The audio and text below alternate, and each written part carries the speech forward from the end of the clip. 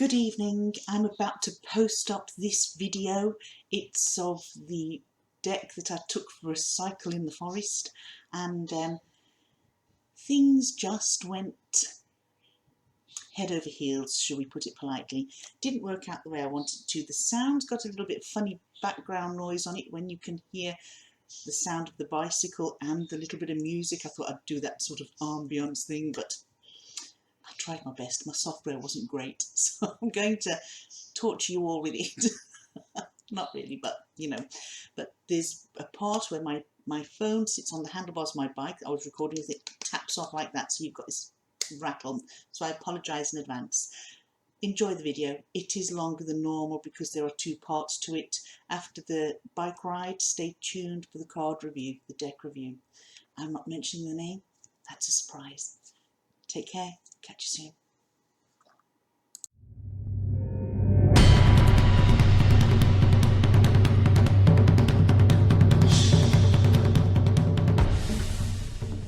Hello. Today's going to be a tarot review with a difference. I've decided to do the tarot review outdoors because the deck I felt it arrived this morning and it has a real earthiness to it. So I thought I'd hop on my bike, come out to the countryside and say hello to nature while we look at this deck. See you in a minute. I'll just share some of my country pals with you. Good morning. You're a friendly guy. Yes, you are. How are you, you beautiful, beautiful, beautiful bull? And all your pals here in the field. You're just absolutely gorgeous. There we go. I've come out to join you in the field today.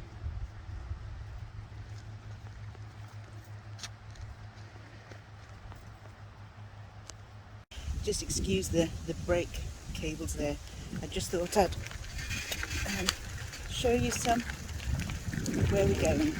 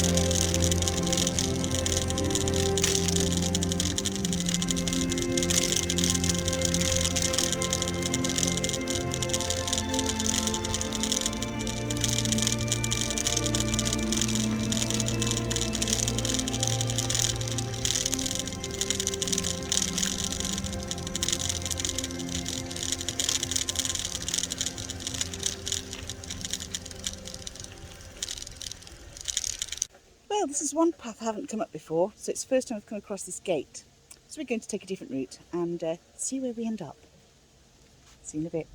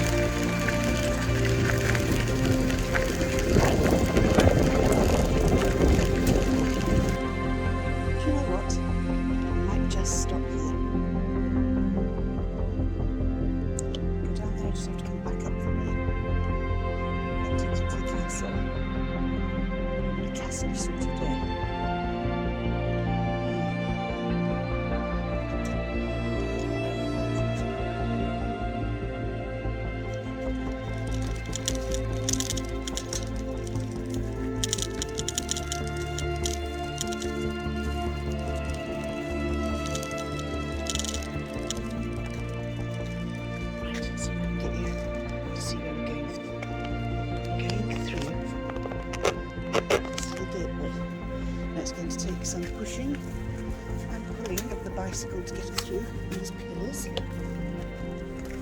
we go. Oops. Here.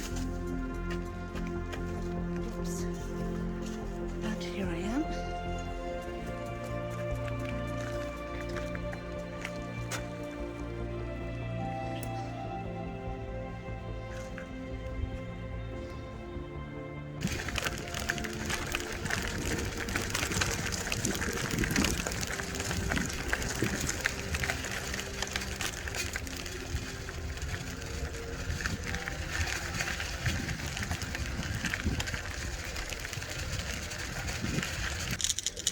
Hello.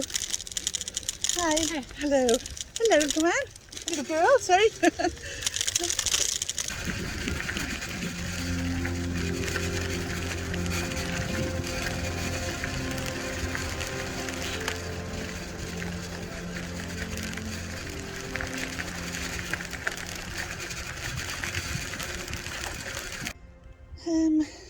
I'm not being drawn to anywhere today to stop.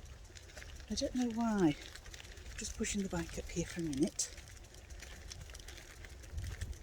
So I don't want to be in the grounds of the castle because it's a bit, there's an atmosphere there. It's not the greatest. But we can go past it, shall we?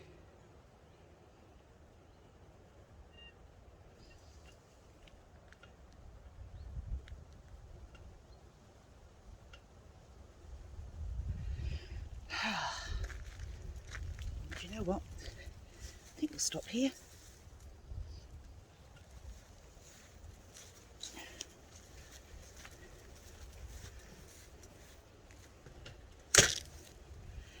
So, what tarot deck would make me bring into the woods? Let me show you.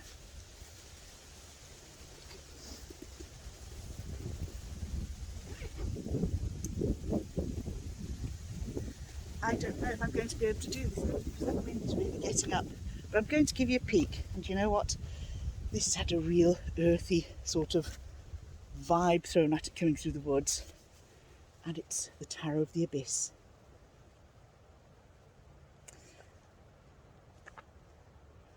I have had a look through it already.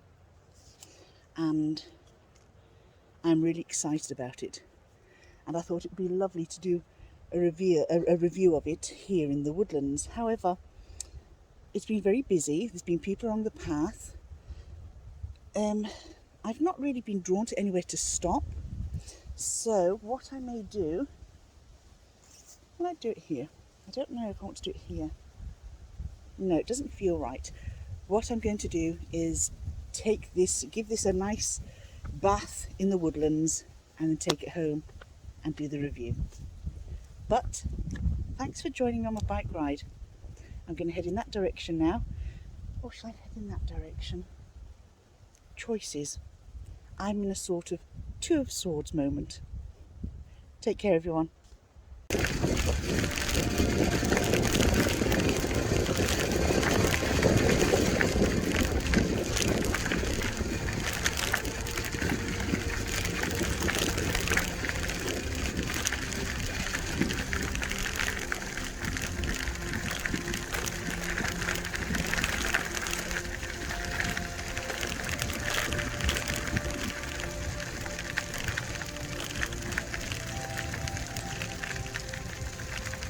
Seeing some beautiful butterflies on the ragwort.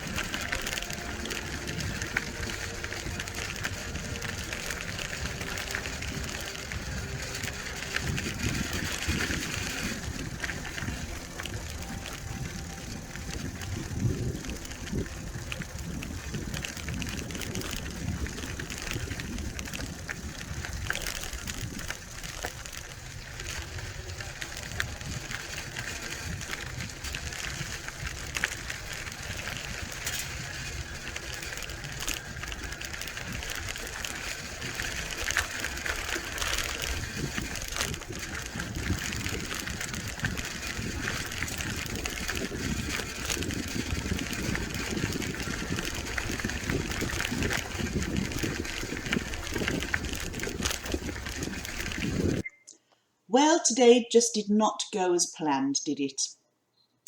The best laid plans of mice and men, as they say. We were supposed to be in the woodlands, looking through this beautiful deck, the Tarot of the Abyss, but the wind was up, and that would have sent my cards and my reading cloth flying, and there were a few more people than I expected out and about in the woods today. Usually when I'm cycling around there, I'm pretty much on my own. I could have stopped at any place, but each path I went down today, somebody was out either walking, foraging for berries, walking the dogs, but they were just there enjoying the peace, the calm, and the quietness and that feeling of comfort that you can get in the woodlands. So I've shared some of that bike ride with you and added a couple of little photographs there, and here we are back home to look at this beautiful deck. Let's have a read of the blurb on the back. Tarot of the Abyss. Tarot experiences begin as shapeless and void as the abyss. As we evolve and develop our relationship with the cards, we move from dark chaos to an ordered, illuminated cosmos. In both the Mage and Minor Arcana, Anna Turian has created a beautifully nuanced tarot deck designed to mirror the journey of the soul through the universe. She has given particular attention to creating memorable characters in the court cards that skillfully guide us through our progression of knowledge. This deck includes an 80 card deck with two alternate cards and a 148 page guidebook. Now, I have already looked at this, as I mentioned early on, in the woods, and I have to say it was this morning when it arrived that I felt inspired to just take this out and be in nature to share them with you. Because when you see these cards, I think you too will appreciate the quite strong earthy draw that they have.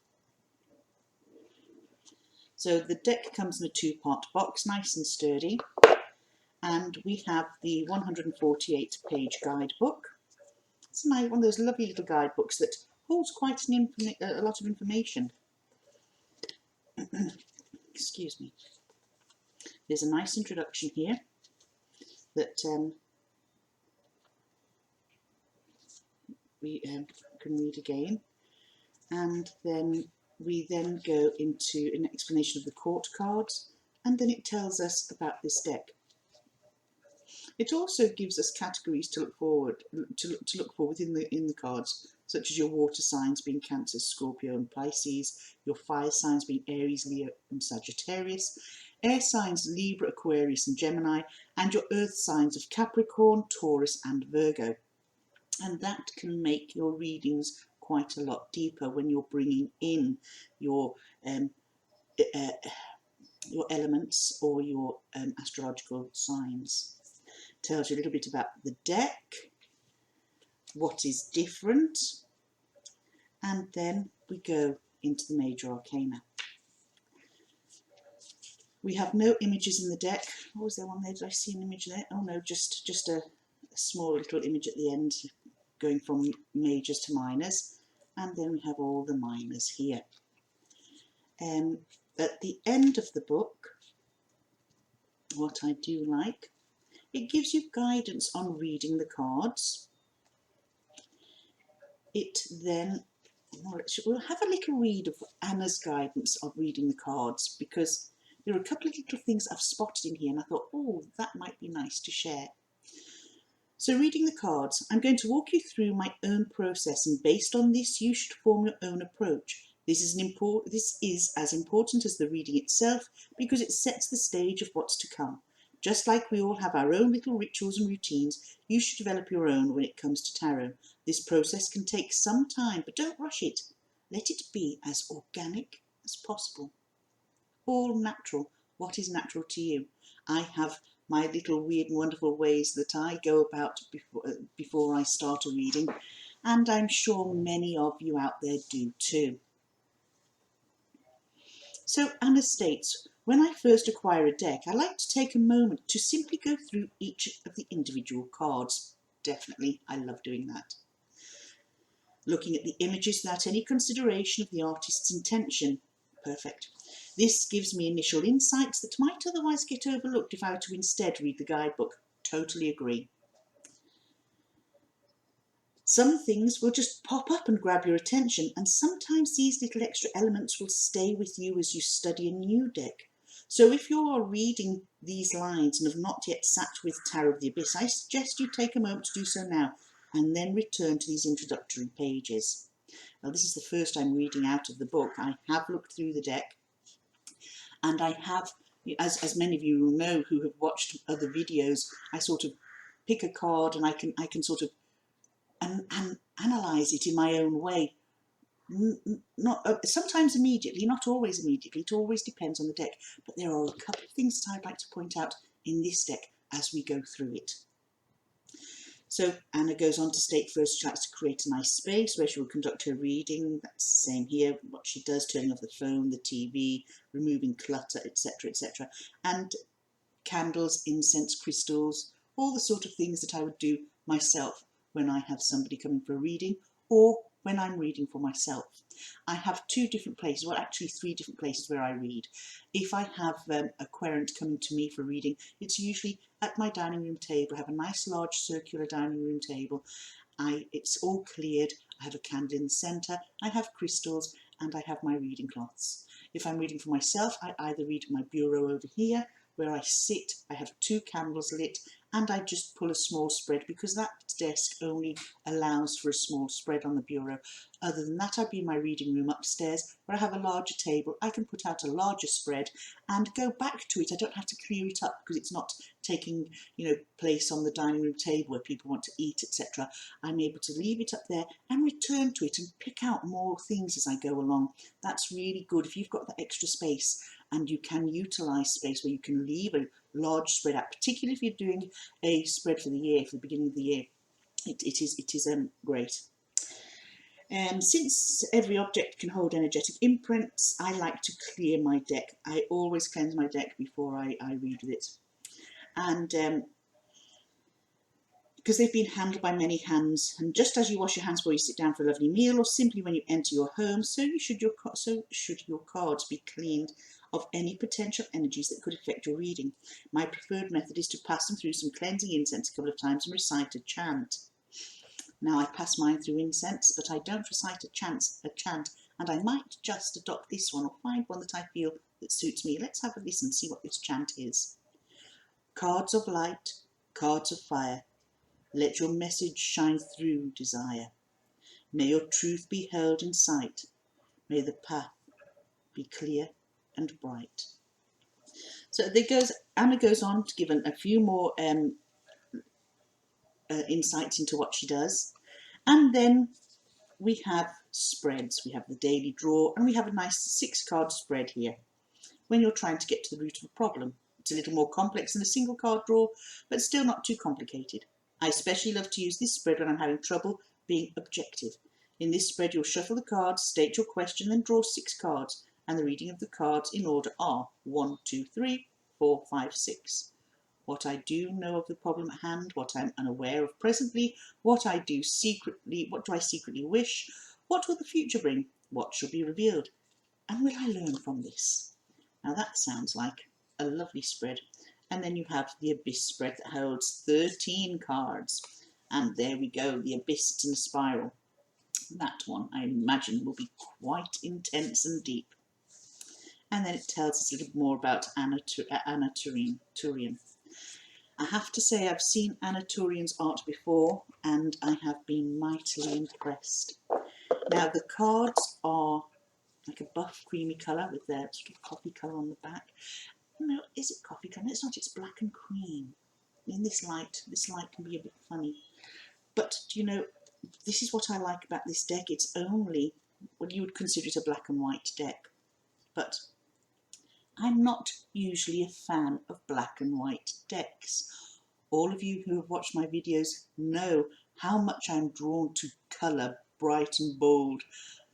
Decks that some people have referred to as being eye vomit.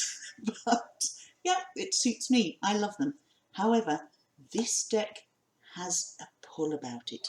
Let's look at the Fool. Isn't that beautiful? It's just so, our Fool looks elegant here. She actually looks like a mature woman with the shape of her jawline and her face. And it looks like she's having a change of path. And the freedom that it looks like she's going to experience. She's sort of breathing in that new air and leaving what troubles she has behind her.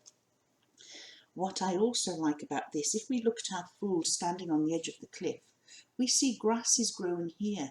So it's not so much that she's about to fall off the edge of a cliff, but take a step into the unknown and go forth on her journey. Our Magician is stunningly beautiful. We have the as above so below through the branches and the roots of the tree. And there's a mysteriousness about him, the shadows behind him. He's the light in the darkness, you know, discovering that, well, you know, I can do this. I have all the abilities and tools to hand. The High Priestess is gorgeous. I love the fact that she's got the yin-yang symbol in her crystal ball there. She has the key dangling off her waist. And look at that key. That's the sort of opening the doors to knowledge. She has two keys actually that go around her waist. And if you look carefully at the keys, oh no, actually, I apologise, there are three. And the three keys, one has the lemniscat, the lemniscat above it. The other one, the top of the key is almost formed by somebody doing this, which reminds me of a goddess statue I've seen. And then the other key has a heart above it. So it's looking at all aspects of us, physical, emotional, and this sort of, you know, the future almost. Look at that. Isn't it just beautiful? I love the way it's been drawn. It looks like just an ink drawing, and the way it's been coloured, all the line work. It's just really deep. Here we have our Empress. There's a lot to be discovered in each card. And I noticed something in the courts that I found very interesting. Here's our Emperor.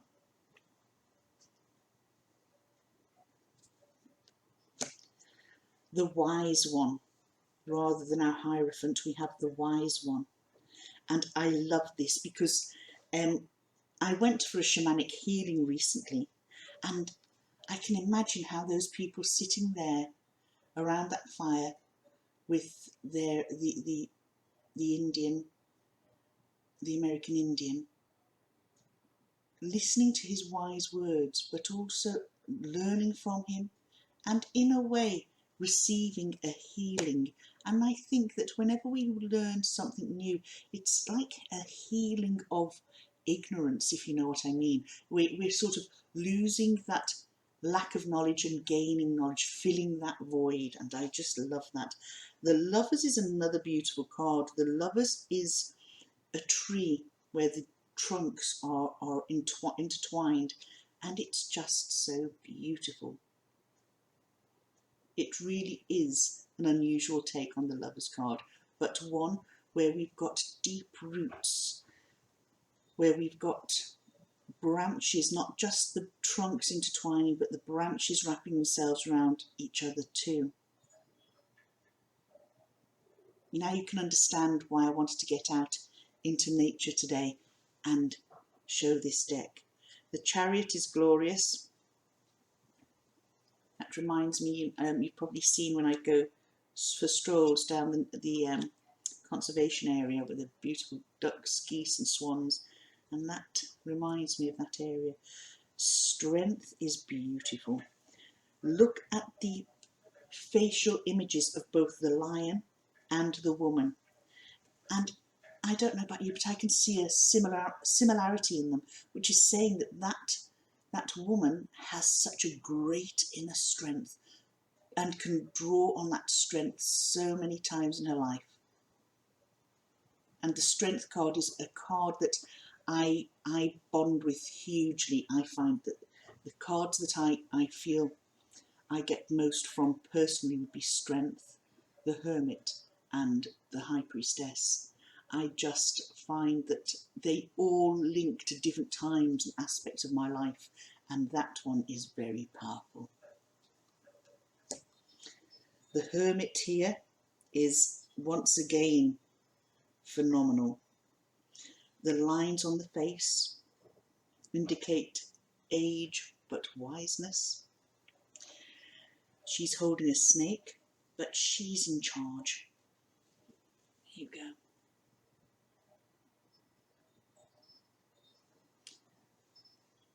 You know, snakes really are like really solitary creatures, just like a hermit.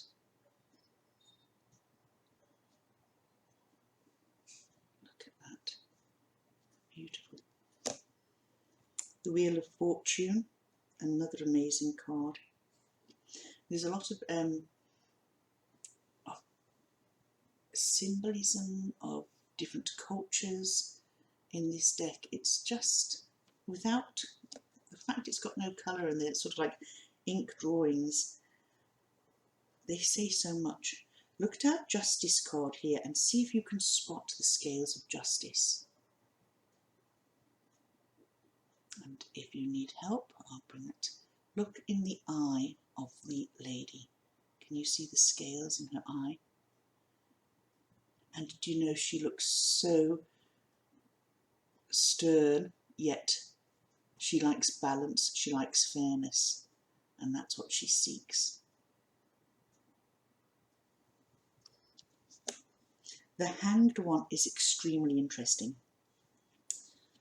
We have our crows flying upside down, but when you turn that card, look at the landscape, look at the, you can see the tree, the old cottage, the road, but this is the way it is. Is everything that we see there as we actually perceive it? Is that a peaceful country road, a lovely country cottage, or is it deserted? And also, if you look in the shadows on the ground where below the crows, you can almost see the outline of a person in the lines of the road. Maybe that's just me seeing more somebody else there by the cottage. I do like to see stuff in these cards.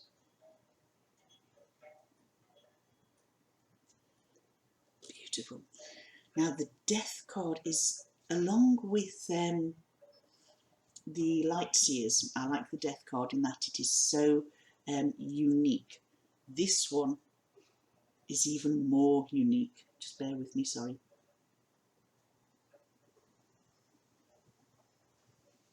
It's red lemonade, not beer. Be pretty flat looking beer. Now here we go with our Death card, and again, if you look at the roots of the tree, you'll see a skull within the roots. And you know, trees give us oxygen, trees give us life.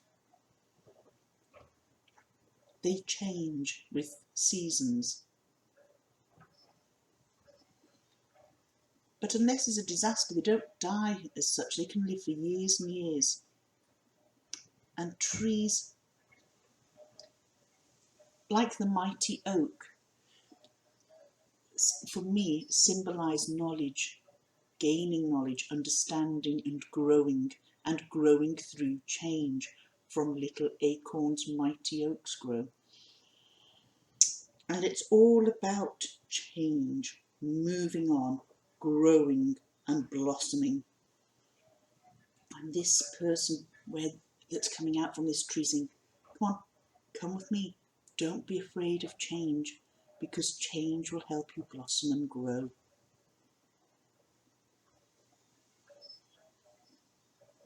It's almost magical. Temperance. This Temperance card just fills you with a peace. It's simple in style, yet so deep in meaning. The Devil. Here, This is quite the, well, quite amazing. Something is trapping growth, stopping development, has you tied and bound, trapped. Look at that. How that angel has the roots or vines that have grown up from the earth, up through a sort of cellular bulb.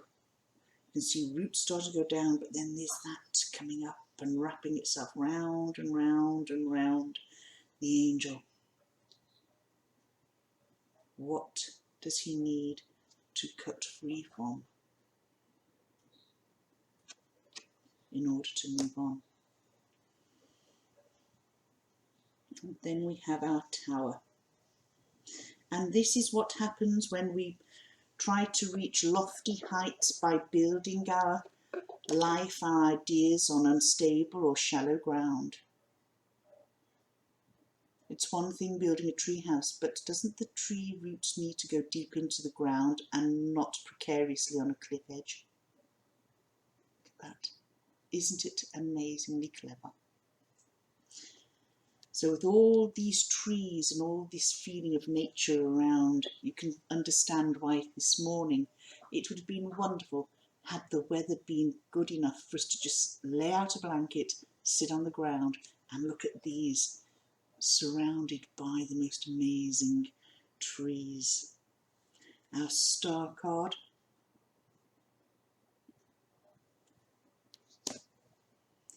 The Moon.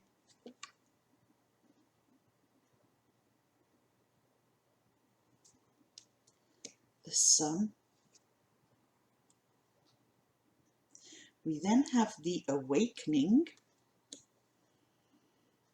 This is as though that angel that was bound by the vines and the Devil card, this is as though the angel's broken free, cutting away that bound her or him, coming out of that shell that was wrapped around and is emerging, awakening into newness.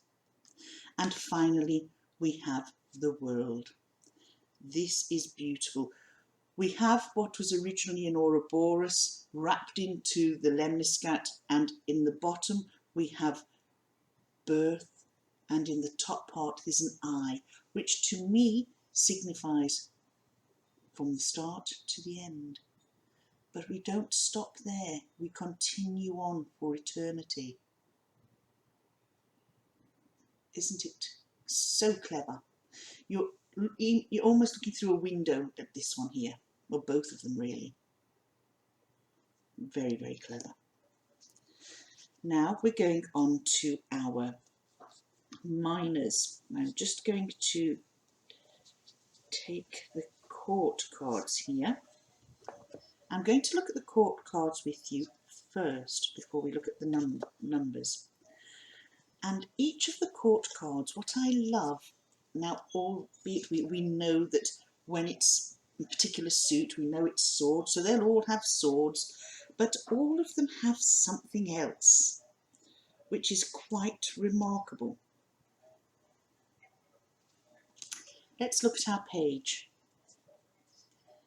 Our page is there. Look at that light illuminating new knowledge, communication, the bookwork. We're starting out learning something new, being able to take the steps to bettering ourselves, our knowledge, whether it's knowledge about a particular subject or inner knowledge about ourselves. We grab that knowledge and we progress on, moving forward with the light, grabbing that ball of light, that ball of knowledge, making it ours and travelling along our own road. We live by that, live and die by our knowledge, our sword. Okay, live by the sword, die by the sword. But look how the Queen doesn't look too happy there, yet she has that knowledge. Sometimes she may have to be harsh with her words, but she's caring and honest and still carrying that light. And then ultimately we have our King, who is carrying that piece of paper, who is there to lead, who has the rules, who has that light of knowledge too, and is somebody that will take no nonsense. There's strength there.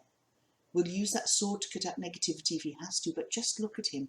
He's carrying on that theme of knowledge. There's written communication, there's that light, there's the sword, there's more than just the sword in the suit to tell you that these are linked, or the fact that it says sword there. But in the images there are hidden little bits of information that when you see them you can link them up together.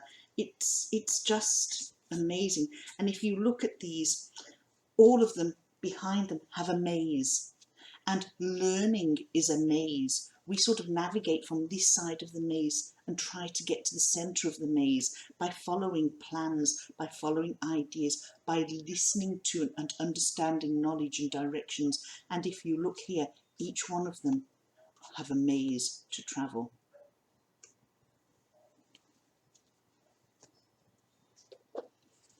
We then have we'll start with number 1, our Ace of Swords. I'm not going to go too long into these because I just realised the time. There's our Ace. Our 2 of Swords. I had a 2 of Swords moment in the woods today. Here we go. What face do I show the world today? Our 3 of Swords. Oh, and this is so poignant. She's letting free that little bird from her heart. And if that's related to a relationship, you know that old saying.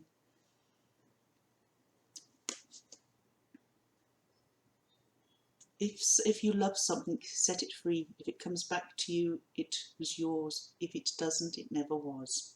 And that's, you can almost feel the pain of setting something free. The 3 of Swords.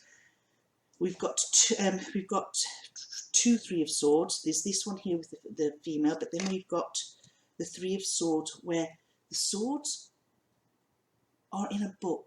And you can see all the letters flying around. And the swords here are, if you look here, the letters fly from the book and the birds fly around the head, the brain. Okay? It's like knowledge escaping from inside his head. It's like learning something, some news, hearing some news that's causing you heartache and headache. And it's setting your words free, expressing yourself. Let people know how you feel, don't carry it alone. 4 of Swords. Now, 5 of Swords is very interesting. And this one, I find a lot of deviousness in this one. Usually we have the 5 of Swords, we see somebody walking away with the swords of his enemies that he's knocked down, or people that he's chosen to trod on or deceive, and winning through deception. Look at this. Here we have somebody who's looking rather devious, rather cruelly at a butterfly trapped in a jar. He's holding a pin in his hand that's on top of the jar, and he has a pin cushion with small swords and pins in it. It's almost like he's holding a threat over that little butterfly, that he is going to pin it onto one of those cruel boards and have it in a display so that it's his for all eternity. But you know, when they kill those butterflies lose their beauty when their light goes out. The wings might stay coloured for a little while, but the joy of seeing beauty live has gone. And this person looks like they are saying, well, will I let you live, or will I let you die? His face is saying that I will do what I want when I want. Now, are you the person with the pin, or are you the one that's trapped, being controlled by the person with the pin? Some very deep and meaningful sort of stuff there, isn't it?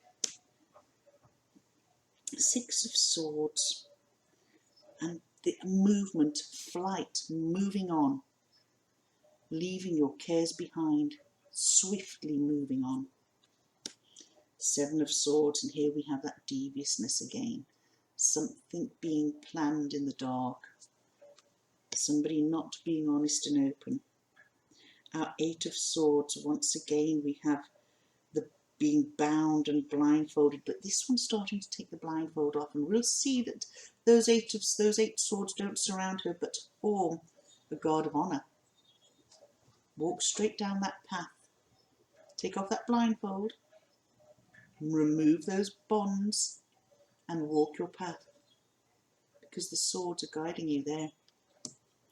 The Nine of Swords, nightmares. What's keeping you up at night? What demons are you carrying? What dreams keep you awake? And then we have two Ten of Swords. This is where it's in the sword, the suit of swords, where we have the two extra cards.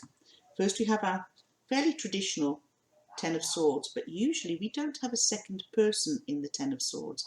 Look here, someone is prone on the ground with the sword sticking out of his back, which says to me in this particular card that you've let things get you down, but they weren't your problems to let you, to get you down. They were problems belonging to other people, and it's now time to ask for help to take those problems, pull those swords out, and get up to start again.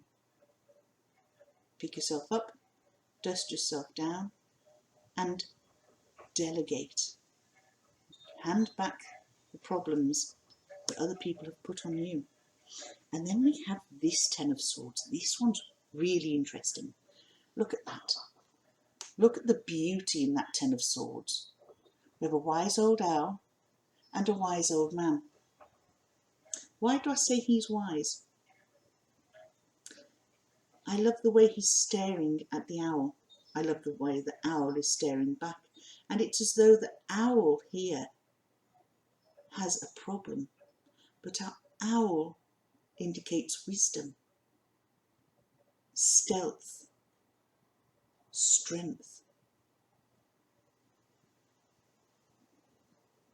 Maybe that is the problem. Maybe it's relied on too much. Those swords are in its feathers. So the indication of that in that owl to me would be help him pull the thorns that are the swords there out. Help him to fly again, to be strong. Somebody's approached you for your help. And perhaps by helping you will gain more insight, more knowledge yourself. Very deep, very meaningful. And very beautiful. Now, we'll fly through our Ace of Wands. Oops, let me put these court cards back so that they are in order. Our Two of Wands, and these are all so beautiful. You can almost, I think if you lay them out together, you'd almost be able to jump from one to another with a beautiful story. Three of Wands. Our Four of Wands. There's so much in these cards, so much hidden, that when you look and you discover something new, it adds a new slant to how you would read them. Five of Wands. Well, they're carrying on arguing that they'll never get that nest built. Six of Wands. Look at that, success, fame, fortune. Seven of Wands. Oh, there we go. From that angle, you'd almost say it's like Gulliver, and those other wands are being held by Lilliputians. The Eight of Wands. That was Seven of Wands, wasn't it? Yes, seven, sorry. Eight of Wands. Our Nine of Wands. And our Ten of Wands. Page. Now, here we have our page wanting to use her creativity to light that spark. Find that spark in her that lights that fire of creativity. Here, the knight is helping that page. You can see the page in the background, guiding that page to here, this is how, let me show you and help you with that, creating that flame. Or is it that she's learned and she's become the knight? I think this is the other way around. It's the help. Then we have the Queen of Wands, who within her hands is holding that same spark. That talent is growing. Look at that. And then we have the King of Wands, where he's achieved it all. Oh, that's just my own take on it, by the way, just flowing. There are little things within the courts that all carry through, and it really is nice to see. Ace of Cups, Two of Cups, our Three of Cups. And the Three of Cups, I love this because we have two people there, but the hand coming forward, is that me? Is that my hand coming forward? And those are the people sharing it with me. We're looking at this as being part of that circle. And I think it's Maiden, Mother and Crone from the looking at the faces, you know. Four of Cups. Isn't that a beautiful Four of Cups? Our Five of Cups. And there are symbols on two of the cups there that I can see. Our Six of Cups. Beautiful, beautiful, beautiful. Our Seven of Cups. Oh, there is so much in that Seven of Cups, but if I keep you here any longer, you're going to want to shoot me. Our Eight of Cups. Look at that. There's determination in this. It's almost like she's been handed some sort of poisoned chalice and she's saying, sod that for a game of marbles, I'm out of here, you know, and looking very determined. Nine of Cups. Look at all that beautiful growth and oh, the plants blooming in each of those cups. Our Ten of Cups. Stunningly beautiful and cleverly drawn. Page of Cups, and again in here we're all at sea with our Page, with our Knight, our Queen, and there are things that you'll find in here that I haven't pointed out to you, and our King. And then we have our Ace of Pentacles, our Two of Pentacles, inner balance. Look at that, that's balancing mind, body and soul. Three of Pentacles, working together. Look at that, planning and constructing and guiding each other. Four of Pentacles. Now we have our Five of Pentacles here, but here I do believe our Pentacles are also stars. Just turn around, go to that lady at the door and ask for help. Help is there for those who ask for it. Janie Macker sounded like Dumbledore there. Six of Pentacles. Seven of Pentacles. Sorry for rushing through these last two suits, but I've just realised the time and I wanted to add a little bit onto this video. There we go. Our Nine of Pentacles. Our 10 is just amazing. Our 10 of Pentacles is, my God, I'd want that tattooed on my own hands. Isn't that beautiful? Isn't that just amazingly beautiful? And then our Page of Pentacles. I would love to show you the little hidden gem that I found in here that I feel carries through, but I'm not going to. I'm going to let you find it. There we go. And it's so clever. It is so clever. And then last but not least, our King of Pentacles. So people, that is the Tower of the Abyss by Anatolian, and it's one that I am delighted to have in my collection. I hope you've enjoyed this walkthrough and enjoyed the little bit I added about the woods. Take care, good night, and have a lovely evening or day wherever you are in the world. Bye.